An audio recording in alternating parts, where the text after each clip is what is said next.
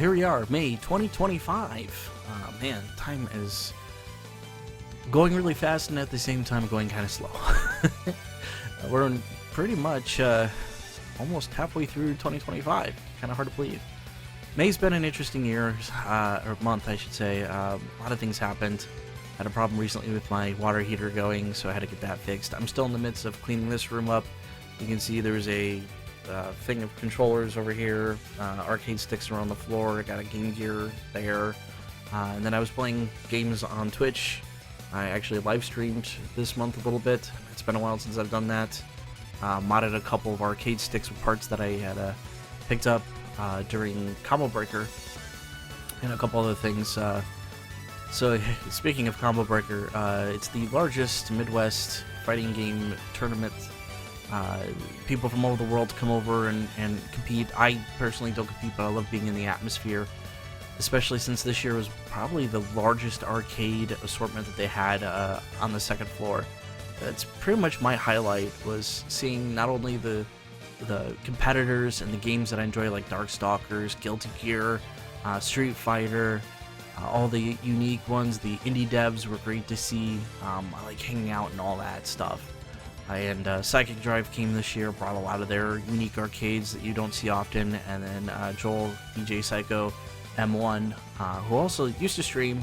He may be getting into it in the future. He's kind of working that out. But he brought a unique PCB game that I had never heard of or played, and I got to experience that. That was pretty neat. Doc from Galaxy Ghost was there, showcasing his own game. A lot of neat people, a lot of people in the industry. Harada passed by me twice, the producer for Tekken. I thought that was unique. I was hoping to meet Markman, who was responsible for starting the whole arcade stick, I guess, renaissance, if you want to say, but reinvigorated the whole scene with that. He did a lot of the early Mad Catz fight sticks that I still use today, in fact. I just upgraded one of them to the new JLX2. Really enjoying it. It works a lot nicer now, especially after cleaning it, which I guess you should always clean your arcade sticks just as much as you do your controllers. But aside from that, it was also their 10-year anniversary, so I had to go. So we got a nice little badge here celebrating their 10 years. Of course, I was a spectator. I just hung around. I did bring my stick. I didn't really play any casuals, but I love that the art that they get to do every year for Combo Breaker. So this one has a bunch of characters from various fighting games and everything, and I don't know how well that's going to show, but it was really neat. I really enjoyed myself. And of course, I got to see some artists that I only see during that convention. Reek was there. There was Enerjax and a couple other people, and I usually try to get stickers from them and everything down to my sticker book that's growing, which I have shown on some of my socials. Aside from that, yeah, that's pretty much what May has been for me. So some of the things, though, that I did get extra, Udon usually sends out quarterly bonuses to those who spend most on their shop. So if that's something of interest to you and you want to drop a load of money on Udon's websites for comic books and such, do so, because you'll get into one of these rare bonus items, and sometimes they're the top 100 or top 150 buyers. And I got lucky and I actually got in a few of them. So here's one from Q1 2024. It gives you this nice little card here thanking you and everything. And then the bonus card was a gold medal E Honda card for Street Fighter 6. I also got another one from them. This is Q2 2024. So here's the card. You can probably guess by the image down here at the bottom who that is.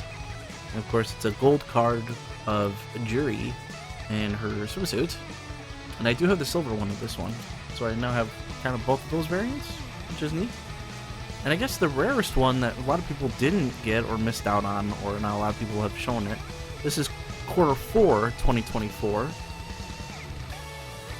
And then that is a Chun-Li suit, which I do not have the silver one of this one. The silver one was only available if you bought the art book with Chun-Li on the front. I ended up getting the Juri one. That's how I got the Juri silver.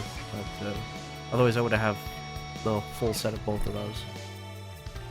And the other thing I grabbed, so I'm really interested in these. I love the joke, if you've ever watched the old Street Fighter live-action movie with Jean-Claude Van Damme and Raul Julia.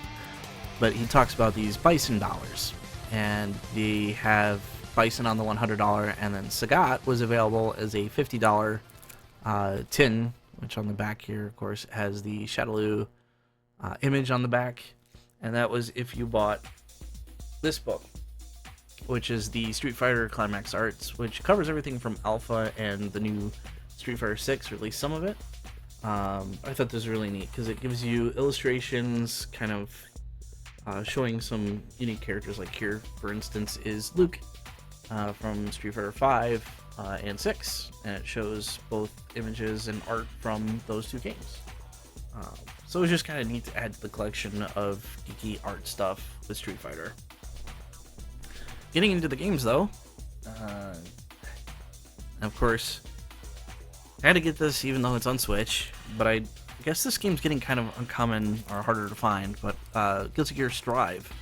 So now I have it on the PlayStation 5 and Switch physically. This is the Nintendo Switch edition, and I ordered it from ArcShop US, of course, with my own money. They didn't send it to me.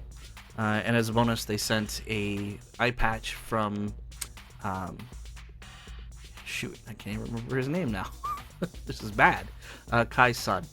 And then they gave me a card of Bedman, and then it came with a group of stickers on the backside of the hologram versions of the cards that they released prior that are now discontinued. So a nice little bonus, and paying the same price you would pay on like Amazon even. So I think it still retails for between $55 and $60. So I thought for a couple extra bonuses just for fun, it's kind of neat. And then I also grabbed, again for Switch, which is interesting because this is Mobile Suit Gundam Seed Battle Destiny Remastered. I originally got this on PlayStation Vita. It was a Vita exclusive for a very long time until recently. This actually just dropped earlier this month. It is in English. It is considered a Asian English release. It's mostly in subtitles, but yeah, I felt, well, since the Vita one is not really in English, this would be a better way of playing it, and I've become a little more interested in a lot of the Gundam stuff, so wanted to grab that. Moving away from that, I did get a Vita release, and Video Games New York was having a sale on this game in particular. This is Gun Gun Pixies, which also got a Switch release in the US later on, which I do have. I think I've shown it before. This is brand new, but I really wanted it. Originally, I really wanted it on the Vita, but it was always kind of out of my price range for really getting. But this also brings me to 449 physical Vita games. So I'm technically one more away from my goal of 450 physical Vita games before I kind of shove myself out of collecting Vita. I still don't know what that 450th game will be. I'm still waiting to see if Nicalis releases the 1001 Spikes release that they kept teasing last year. And we haven't heard any news on that since about November of 2024. But that's Nicalis for you. They tease and tease and tease, and then they make people forget about it, and then all of a sudden, hey, guess what? So I don't know. I don't know what's going on with that. I forgot to show this off. I actually got this last month. Probably one of my favorite RPGs of the past. The Lunar Remastered Collection. I actually ended up selling my PlayStation 1 versions just because of this. Now that 1 and 2 is on the same disc, plus you have the updated graphics and the original graphics. I do have still my Sega CD versions. You can kind of see them behind me up here somewhere. If you look closely, the blurry image back there. Since those Sega CD versions are different than what the PlayStation 1 has, they have different translations, different music. So, but this is what most people remembered, and I'm just thankful we finally got it on a modern console. So I've been working my way through the first game, and we'll be going into the second game at some point. Super happy that I got that. Speaking of another collection I'm super happy about that we got, the Capcom Fighting Collection 2, which includes Capcom vs. SNK 2, SNK 1. There's also Fighting Evolution, which nobody really cares about. We got a Fighting Jam, I think is what it was called.